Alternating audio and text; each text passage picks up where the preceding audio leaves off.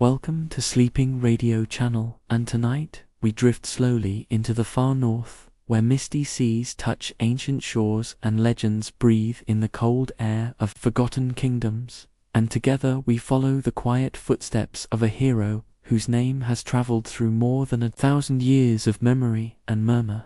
Beowulf lived in a world where winters were long and kings were guarded by rough wooden halls, and the voices of warriors echoed in the midnight frost. Before the story itself was ever written, the people of the north whispered it in the candlelight of early medieval Europe, and the great events seemed to unfold around the 6th century when Scandinavian tribes ruled the cold coastlines. Archaeologists studying the lands of Sweden and Denmark found burial mounds, carved swords and burned halls that match many scenes from this tale.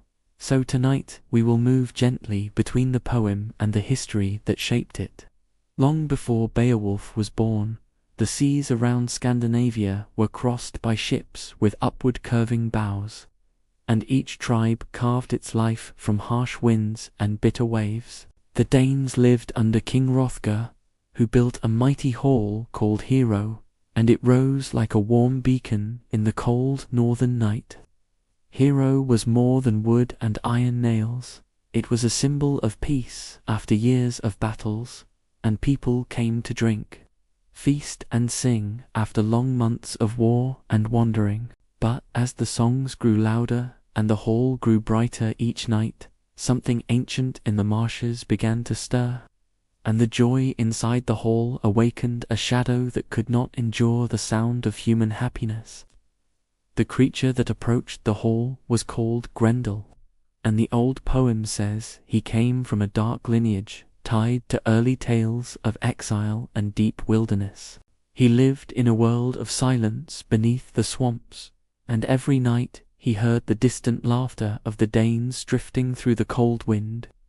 Night after night, Grendel watched the golden hall shine under the moon, and the more he listened, the more rage and hunger twisted inside him. Then one night he crossed the misty fields and approached Hero while the warriors slept, and the shadow of his huge body fell across the wooden doors. When Grendel entered the hall, the sleeping men had no time to lift their shields, and the creature tore through them with a strength no human could match. For years the hall remained stained with fear and silence, and Hrothgar, the king who once brought peace to his people, now sat powerless as the monster returned again and again. The Danes prayed, fought, and cried for help while the sound of Grendel's footsteps echoed through their land. And across the sea, in the land of the Geats, a young warrior heard these cries, and his name was Beowulf, a man known for his fearless heart and strength beyond measure. The Geats lived in the southern part of what we now call Sweden, and historians believe their kings ruled in the region around modern Gotland. Beowulf was said to be a nephew of King Hugolok, a real historical figure who died on a raid around the year 521 according to early records. Hearing of Hrothgar's suffering, Beowulf rose in his hall and decided that the sea would no longer keep him apart from the pain of others. He gathered a band of loyal warriors, climbed aboard a ship with carved animal heads on its bow, and pushed into the waves that separated his homeland from the troubled Danish coast. The cold northern waters were rough that season, and the poem tells us they sailed for many days with iron helmets and mail shirts resting at their feet. Yet Beowulf felt calm as he crossed the sea because he believed fate had carved a path for him, and he would walk it without fear or hesitation. When the Geatish ship reached the Danish shores, the guards were startled to see the tall warrior stepping onto the sand with a quiet confidence. Beowulf asked to be led to King Hrothgar, and when he entered the hall, the old king recognized him as the brave young man whose name had traveled across the sea like a whispered promise of hope. Hrothgar welcomed him with weary eyes, and the flames of the hall reflected on the king's sorrow as he spoke of the monster that had destroyed his knights. Beowulf listened silently, and he promised he would face Grendel without sword and without shield. And the hall grew quiet as the warriors looked at him and tried to measure this calm strength. That night, the Danes and Geats shared a feast inside Hero, and the golden hall glowed like a lantern on the edge of a dark world. When the songs faded and the benches emptied, Beowulf lay down among the warriors, pretending to sleep, while his heart waited patient and awake for the footsteps that would come through the darkness. Outside, the night carried a chill that crept over the marshes, and Grendel began his silent journey toward the hall that had awakened his fury. His shadow passed over the fields, and his heavy breath mingled with the cold wind. And deep within Hero Beowulf felt the moment the air shifted and the monster arrived. Grendel pushed the great wooden door aside with a force that made the beams tremble, and his eyes scanned the sleeping men inside the hall. He moved with the confidence of a creature who had killed without challenge for many years, and the sound of his heavy breath filled the quiet hall. Grendel reached down to seize the nearest warrior, and the man had no time to scream before the creature crushed him in a single terrible motion. But when Grendel reached for Beowulf, the hero's hand closed around the monster's arm with a strength that made the hall shake. For the first time in his long life of hunting and rage, Grendel felt fear, and he tried to pull away as Beowulf rose like a storm inside the dim hall. The benches snapped and the walls trembled as the two giants struggled, and the warriors waking in terror saw their hall become a battleground of shadows and firelight. Beowulf held Grendel with iron strength, and the creature realized that his own power had finally met something greater than the darkness of the marshes. The harder Grendel fought, the tighter Beowulf's grip became, and the monster howled as the hero twisted his arm with a force that split bone and sinew. In a final desperate attempt to escape, Grendel tore himself free but left his arm in Beowulf's hands, and the hall echoed with the cry of a wounded beast as he fled into the night. The warriors watched the shadow of the monster vanish toward the swamps, and a slow shock spread through the hall as they realized that the terror of years had finally been broken. Hrothgar entered the hall at dawn and saw the severed arm hanging from the great rafters, and he lifted his hands to the sky in silent gratitude. The Danes gathered around the golden hall and praised the young warrior who had crossed the sea to save them, and the morning light flickered on the wooden walls like a blessing. The king declared a day of celebration, and the hall, once stained by fear, was now filled with music, stories, and warm laughter. Beowulf sat quietly among the crowd as the Danes honored him, and his calm eyes reflected the fire while he listened to the songs of victory. But far from the hall, in the dark waters beneath the marshes, another shadow stirred, and the earth seemed to sigh with a new sorrow. Grendel had a mother who lived in an underwater cave, and when she felt the life of her son fading, the ancient fury of a vengeful world rose in her heart. Grendel's mother was older than the memories of the men who lived near her waters, and she carried a strength shaped by centuries of solitude and grief. When she found the broken body of her son, she lifted him into the dark waters and carried him home, and her cries echoed through the marshes like the wind of winter. That night, while the Danes slept, the creature climbed from her watery home and moved toward Hero, where torches still burned from the celebration. She entered the hall with silent rage and seized one of Hrothgar's trusted warriors, and by the time the alarm rose, she had disappeared back into the marshes, carrying her prey. The hall once again fell into sorrow, and Hrothgar came to Beowulf with a heavy heart, and he spoke of the cavern beneath the dark lake where the creature lived. Beowulf rose without hesitation, and his voice was calm as he told the king that his journey was not yet complete, and that he would go into the waters where few men would dare to breathe. At dawn, the Danes and Geats walked together toward the lake, and the mist hung low over the water like a veil drawn between this world and the next. The warriors found the tracks of the creature leading to the edge of the lake, and the surface of the water was stained with dark swirls that drifted slowly across the ripples. The place around the lake was filled with ancient trees and grey stones, and many believed it was haunted long before the time of Hrothgar. Beowulf stood at the edge of the water while the mist curled around his armor, and he tightened his grip on his sword as he prepared to enter the silent depths. He took a deep breath and stepped into the lake, and the cold water closed around him like a gate shutting between him and the world above. He sank deeper and deeper through the shadowed water, while strange shapes drifted past him, and the quiet pressure of the deep wrapped around his body. Suddenly, a powerful force seized him and pulled him downward with the strength of a storm, and Grendel's mother dragged him toward the bottom of the lake, where her dark hall lay hidden. The creature carried him through swirling currents until they reached a cavern lit by strange underwater fires, and the space around them glowed with a dim red light. Beowulf struck at her with his sword, but the blade bent as if it could not pierce her ancient skin, and he realized he needed a weapon forged for something beyond human strength. The creature lunged at him with claws that sliced through his armor, and the two figures fought across the rocky floor of the underwater hall.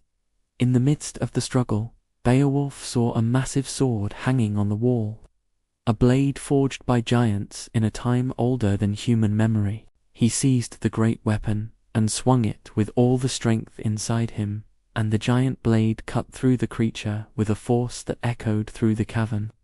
Her body fell to the ground, and the glowing fires dimmed as the ancient fury inside her came to an end. Beowulf then turned to where Grendel's body lay in the hall, and he cut off the monster's head as proof that the terror beneath the lake had truly ended. The hero began the long swim back to the surface, carrying the head of Grendel, and the waters around him shimmered as if the lake itself felt the tide of darkness fading. When Beowulf broke through the surface, the Danes saw him rise like a figure returning from another world, and their cries of relief came across the water like the first light of dawn. Beowulf walked slowly toward Hero, carrying the heavy head of Grendel, and the warriors stepped aside as he approached with the weight of victory resting on his shoulders. The sight of the severed head filled the Danes with awe and deep relief, and they knew the long night of fear that haunted their land had finally come to an end. Hrothgar welcomed Beowulf with gratitude carved into every line of his old face, and the king embraced the young warrior as if he were a son returned from the edges of the world. The hall glowed with warmth as Beowulf placed the head before the hearth, and the Danes looked at the hero with respect that rose from the depths of their hearts. A great feast was held in his honor, and, for the first time in many years, Hero echoed with peaceful laughter that reached gently into the night. Hrothgar spoke about the past and the long struggles that had shaped their people, and he reminded Beowulf that even the greatest kings must walk carefully between power and humility.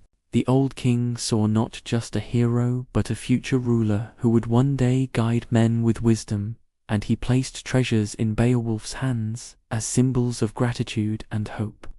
Beowulf accepted the gifts with quiet composure, and his face showed the calm dignity of someone who fought for honor rather than glory. When the celebrations faded, the Geatish warriors prepared their ship for the journey home, and the Danes gathered on the shore to witness their departure. Beowulf stood at the prow of the ship as the wind filled the sails, and Hero slowly disappeared behind him like a golden memory resting upon the horizon. The sea carried them across cold waves and shifting mist, and the hero's thoughts drifted between the battles behind him and the duties that awaited him in his homeland.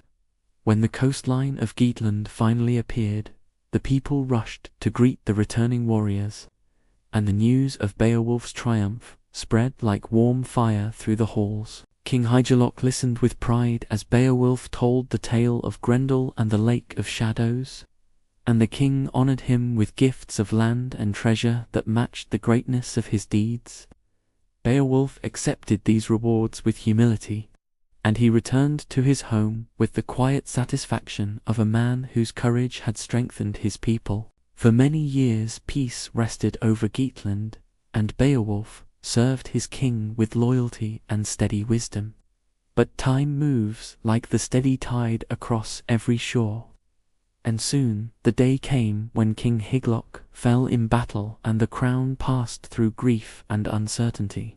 Eventually the people turned to Beowulf and asked him to become their king, and he accepted the heavy responsibility with a heart shaped by decades of service. Under his rule, the Geats lived through long seasons of calm prosperity, and Beowulf became a wise ruler whose presence brought comfort to his people. He reigned for 50 winters, guiding his kingdom through challenges and quiet changes that shaped the northern lands.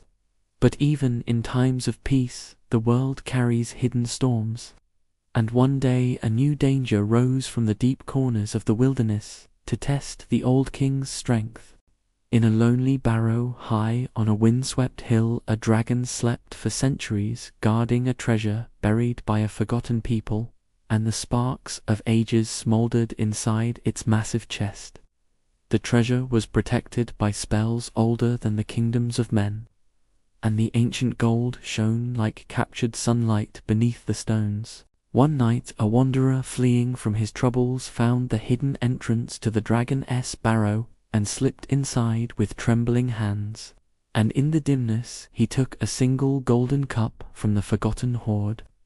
The moment the cup left its resting place, the enchantment broke, and the dragon woke with a fury that sent tremors through the earth like distant thunder from deep beneath the mountains. The creature rose with scales glowing in the darkness and eyes burning with ancient wrath, and it realized that the treasure it guarded had been disturbed. The dragon climbed from the mound and took to the night skies with flames swirling around its massive wings, and the darkness lit with red fire as it flew across the land. Villages burned beneath its breath and people fled into the forests as fire rained across the hills, and the old king knew that his duty was calling him one final time. Beowulf felt the weight of age in his bones, and he knew this battle would test a strength tempered by the long years of his life.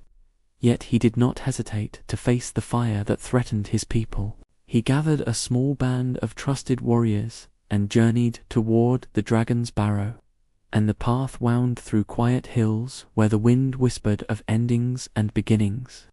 When they reached the mound, Beowulf looked into the darkness of the entrance and felt the cold breath of fate brushing against him like a final call across the years. The warriors who stood with him felt fear creeping into their hearts as the sound of the dragon's breathing echoed from deep within the earth. Beowulf raised his hand and spoke calmly to them, and his voice carried the strength of a lifetime of courage and the softness of a man who understood the closeness of death. The old king stepped forward with his shield raised and his sword drawn, and the faint glow from the entrance cast a silver outline on his weathered armor. The dragon sensed the presence of an enemy and began its slow rise, and flames rolled from its jaws like the breath of a living storm. Beowulf stood his ground as the fire rushed toward him, and he lifted his shield to face the heat that crashed against him like the sun itself. The battle began with a roar that echoed across the hills, and the dragon's wings beat against the ground as it tried to crush the old warrior beneath its massive weight. Beowulf swung his sword with all the strength he possessed, and the blade struck the dragon's scales with a sound like ringing iron that faded into the rising wind. But age had taken its toll on his once boundless strength, and he felt the weight of his years pressing against his body as he struggled against the fury of the beast. The dragon's fire washed across the hillside, and the air trembled with heat, and Beowulf felt the edges of his shield glowing as the flames pressed against it. Behind him the warriors grew fearful, and one by one they stepped back into the shadows. And soon the old king realized he was standing almost alone against the ancient terror. But among the retreating men, one young warrior remained, and his name was Wiglaf, a loyal fighter who had grown up hearing stories of Beowulf's victories across the sea. His heart refused to leave the king who had protected their land for 50 long winters, and with quiet courage he lifted his shield and ran forward through the smoke. Wiglaf's presence gave Beowulf a final spark of strength, and the two warriors stood side by side as the dragon charged, with fire swirling around its jaws. Together they faced the beast as flames roared across the stones, and the ground shook beneath the weight of the creature's fury. Beowulf struck again, but his sword snapped against the dragon's tough scales, and the broken blade fell into the dust at his feet, like a symbol of the passing of an age. The dragon lunged forward, and its jaws closed around Beowulf's neck, and the hero staggered beneath the crushing force, while blood seeped through the gaps in his armor. Wiglaf rushed toward the beast, and drove his blade into the soft part of its belly, where the scales were weakest. And the dragon shrieked, as fire burst from its mouth and lit the dark hillside. The creature turned its rage toward Wiglaf, but the young warrior held his shield firmly as the flames washed over him, and his courage burned brighter than the fire he faced. Beowulf felt strength returning to him in one final wave of determination, and he reached for a dagger at his side with a trembling hand. He stepped forward and plunged the blade deep into the dragon's chest as Wiglaf's sword struck again, and together they brought down the ancient creature whose wrath had haunted the land.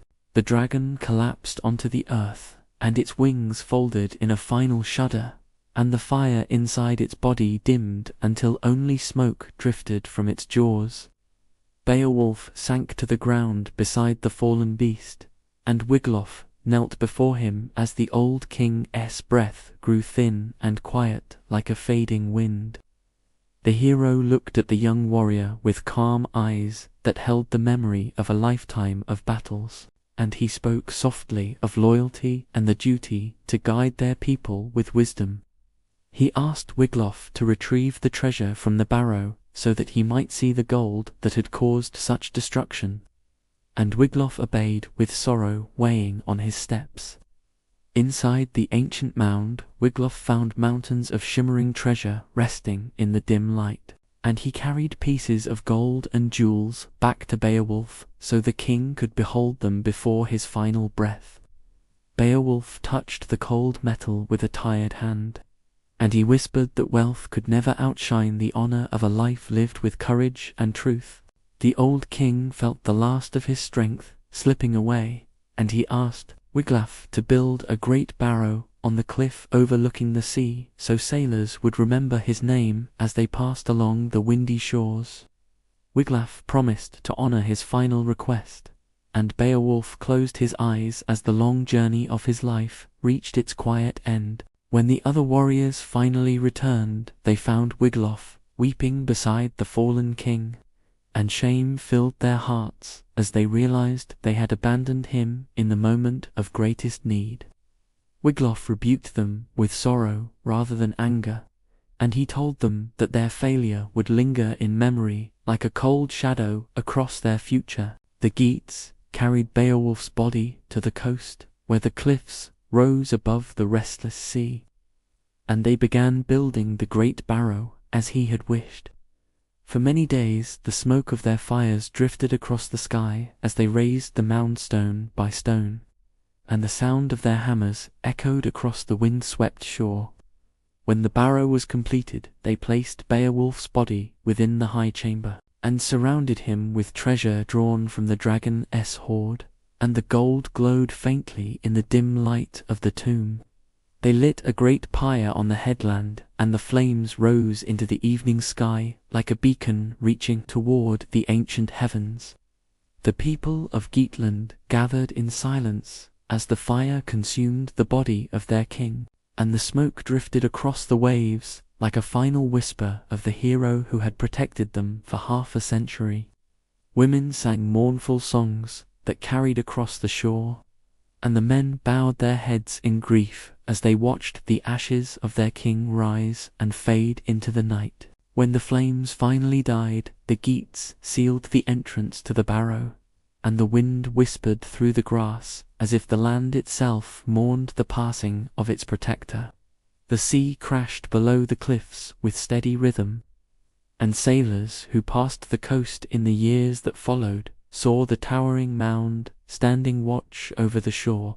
They spoke of the king who fought monsters in faraway halls and faced dragons with unshaken courage, and Beowulf's name became a legend carried by wind and water. The world changed as centuries unfolded, but the story of the Geatish hero remained alive in the hearts of those who cherished tales of bravery and quiet strength. Scholars believe the tale was first written down by an unknown poet somewhere in the early medieval period, likely between the 7th and 10th centuries, and the single surviving manuscript was preserved by chance through fire and age. Inside that old manuscript lies the echo of the world we have walked through tonight. A world where courage shaped destiny and heroes lived in the silent spaces between sea and sky. Beowulf's story blends history and legend, capturing memories of real kings and ancient battles while rising into the realm of myth where monsters symbolize the shadows every generation must face. And though time has carried the northern kingdoms into new eras, the tale of the monster slayer still stands like a lighthouse above the cold waters of the past. As long as people gather to share stories in the quiet hours of the night, Beowulf will rise once more from the mists of memory, and the glow of hero's hearth will warm the dark corners of the imagination. And the hero who crossed seas, fought creatures of the deep, and faced a dragon in the twilight of his life will continue to walk softly beside us as we journey across the landscapes of history. Long after Beowulf's ashes settled beneath the high barrow, the northern world continued to change, and the kingdoms that once shaped the hero's life transformed beneath the touch of new rulers and drifting centuries.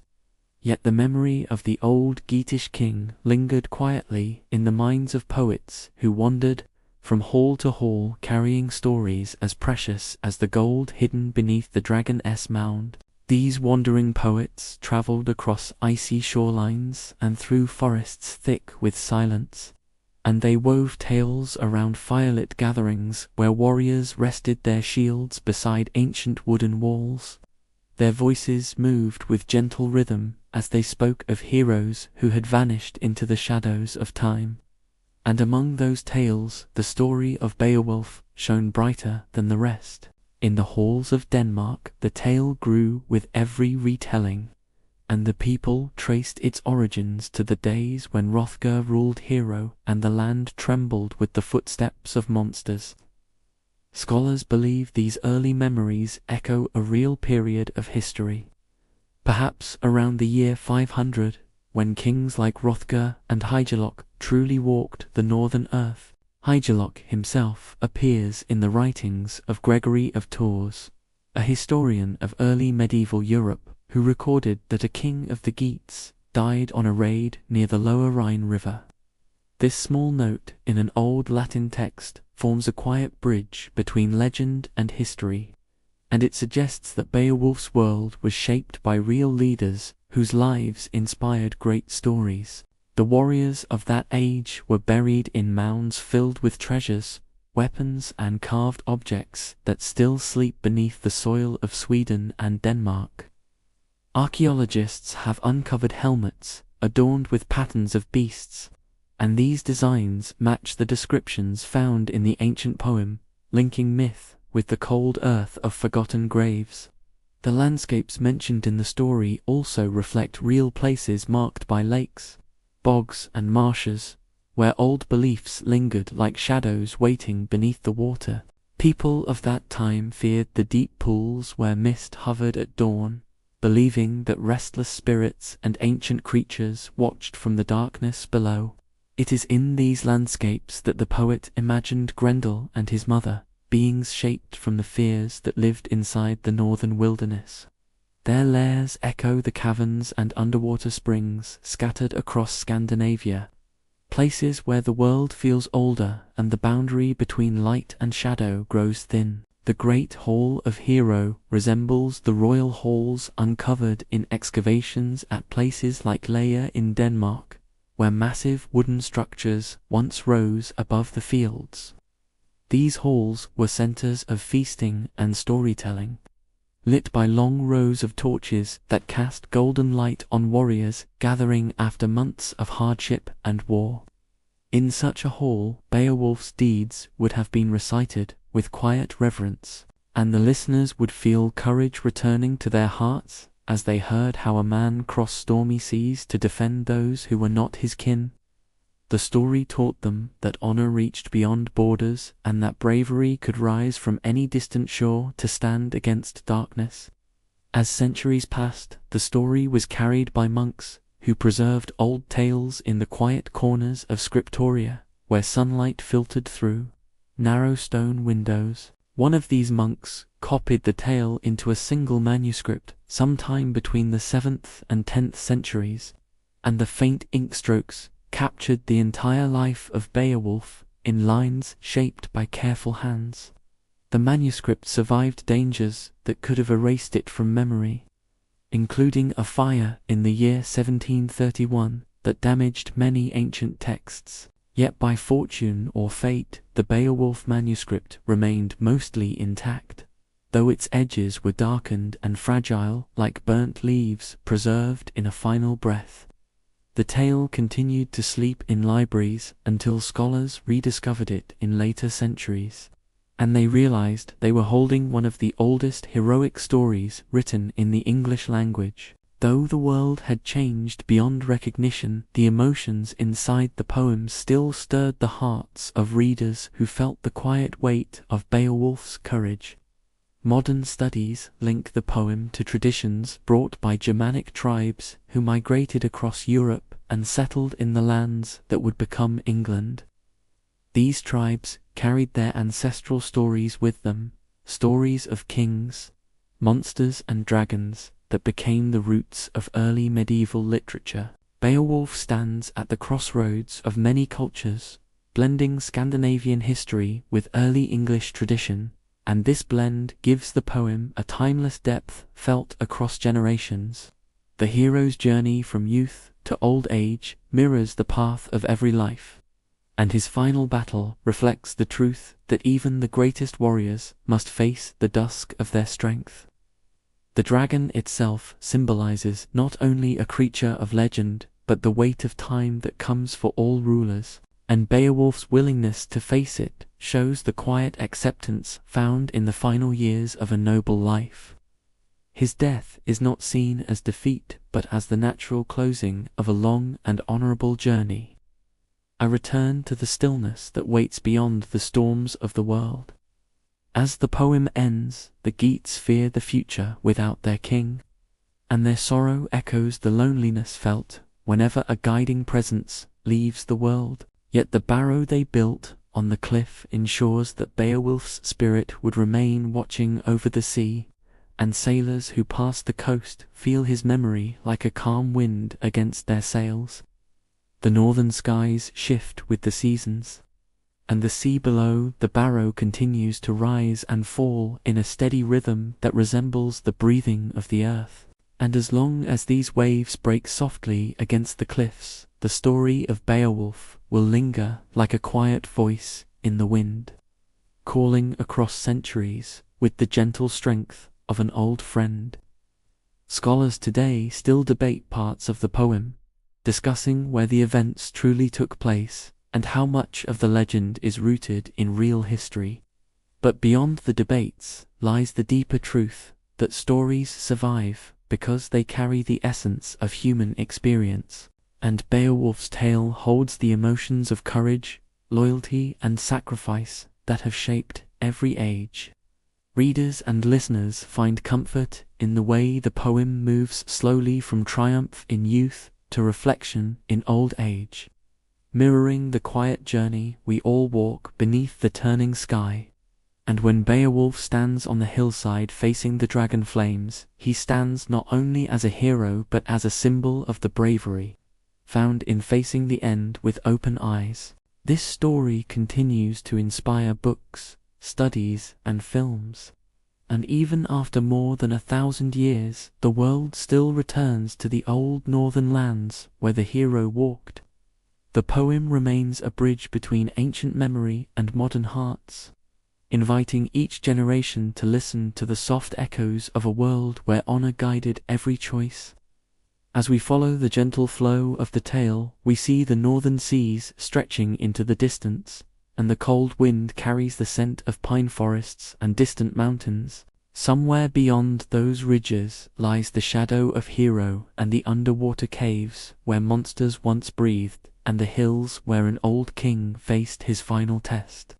And in the quiet spaces of the night, when the world grows still, Beowulf returns from the mist to walk once more along the shores of memory, reminding us that courage endures even when kingdoms fade into dust. His journey invites us to breathe softly and reflect on our own paths with the same calm strength he carried through the long winters of his life. As centuries unfolded across the northern lands, the story of Beowulf drifted quietly along trade routes and through echoing halls where new generations gathered to listen during long winter nights.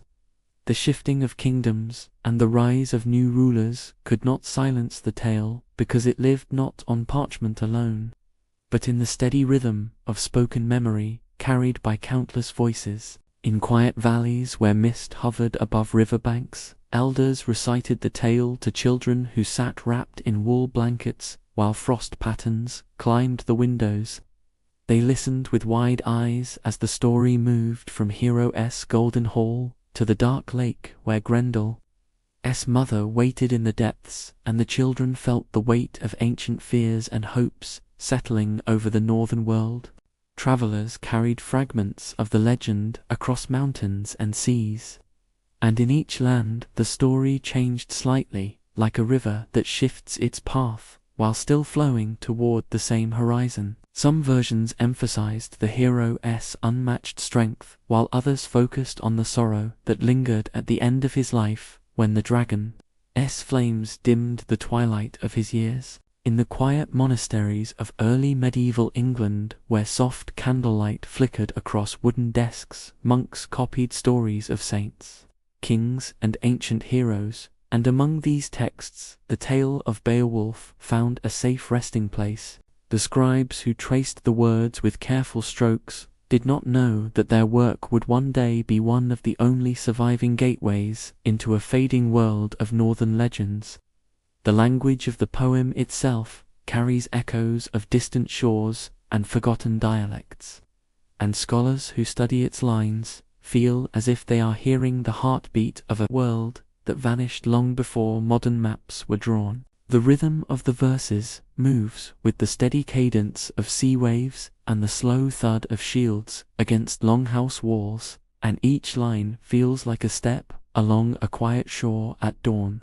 As time moved through the medieval period and into the later centuries, the lands connected to Beowulf experienced great changes as Christianity spread across Scandinavia and old pagan beliefs slowly faded. But the story of the hero remained untouched by these transformations because it spoke to something deeper than belief systems, something rooted in the universal experience of facing fear and finding courage. In the villages, where the cold winds of winter rattled the wooden rooftops, old men warmed by the fire would remind the young that monsters did not always come with claws or fire. Sometimes they came in the form of loss, hardship, or the slow erosion of hope. And in those moments, the tale of Beowulf taught them to stand firm just as the hero faced the creatures that threatened his world. The tale also carried messages of loyalty embodied in the bond between Beowulf and Wiglaf, a bond forged not through shared blood but through shared resolve. Their final stand together against the dragon became a symbol of how strength grows when two hearts choose courage over fear, even in the face of overwhelming odds. Throughout the northern regions, burial mounds, similar to the one described in the poem, still rise above the landscape, and archaeologists believe many belonged to kings and warriors who lived around the same era as Beowulf. Inside some of these mounds, they discovered shields, spears, drinking horns, and gold ornaments carved with intricate knots that reflect the craftsmanship of early Scandinavian peoples. In one famous site at Sutton, in England, a great ship burial revealed treasures so finely made that scholars saw in them the same world of noble warriors described in ancient poems. The helmets, clasps, and sword hilts found there resembled the artifacts depicted in the Beowulf manuscript, reinforcing the deep connection between historical reality and legendary narrative. These discoveries helped shape modern understanding of the world that Beowulf inhabited, a world where loyalty to one's lord, respect for ancestors, and bravery in battle were held as guiding pillars of life. The feasts described in Hero and the exchange of gifts between kings and warriors reflect real customs that bound communities together in times of hardship and change. There were nights when storms swept across the North Sea and sailors feared their ships would not survive the restless waves. And during those moments, the memory of Beowulf facing the unknown waters brought comfort. He had crossed the same windswept sea to answer the cries of a distant king, and the thought of his journey reminded them that courage could rise in any heart willing to confront the darkness. In the centuries after the poem was written, invaders and traders from various lands moved through the British Isles, carrying stories and traditions that blended with local lore. Yet through all these cultural shifts, the tale of Beowulf endured, sometimes slipping into silence for generations before reappearing in the hands of scholars who recognized its value. By the 19th century, the story began to stir renewed interest as academics and poets rediscovered the ancient manuscript and worked to translate its dense lines into modern language. Their efforts opened the door for readers far beyond the northern coasts, and soon the poem became known across Europe and eventually around the world. Some saw it as a historical treasure, while others viewed it as a philosophical reflection on human mortality, and each interpretation added new layers to the meaning of the tale. In classrooms, libraries, and quiet reading corners, people encountered the hero not as a distant figure from a vanished age, but as a companion who walked alongside them through life's challenges. The poem's themes of duty, sacrifice, and the inevitable passage of time resonated deeply with readers from different cultures and eras, reminding them that the struggles faced by early heroes are not so different from those faced today. The monsters may change shape, but the courage required to face them remains timeless. And Beowulf's quiet strength continues to inspire those who hear his story. Artists and storytellers found new ways to bring the legend to life, painting scenes of hero glowing beneath the northern stars, and sculpting images of the dragon curling its body around the treasure-filled barrow. Some reimagined the tale in modern settings, while others stayed true to the ancient world, but all carried the same pulse of the original story through their creations.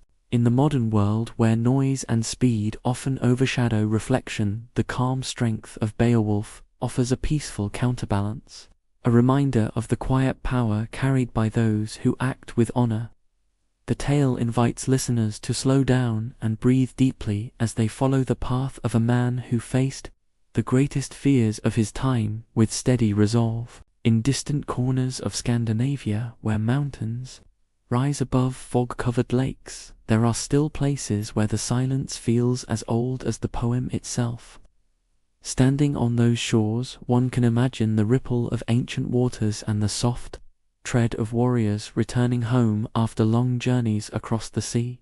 The land holds a memory deeper than words, and the legends that grew from its soil feel woven into the rocks, forests, and icy waves that define the northern landscape. When a cold wind passes through the pine trees, it seems to carry faint echoes of old battles and firelit feasts, and the spirit of Beowulf lingers like a guardian of forgotten ages. Through all these centuries, the hero's name continues to travel across the world, not with the roar of battle, but with the gentle persistence of a story that refuses to fade. It carries with it the lessons of endurance, humility, and courage that remain meaningful no matter how far the modern world drifts from the time of kings and monsters. And so Beowulf stands at the edge of memory like a tall figure outlined against a northern twilight, watching over the seas he once crossed and the lands he once protected. The story invites us to walk beside him in quiet contemplation, feeling the strength of his steps echo beneath our own as we journey through the shadows and light of life.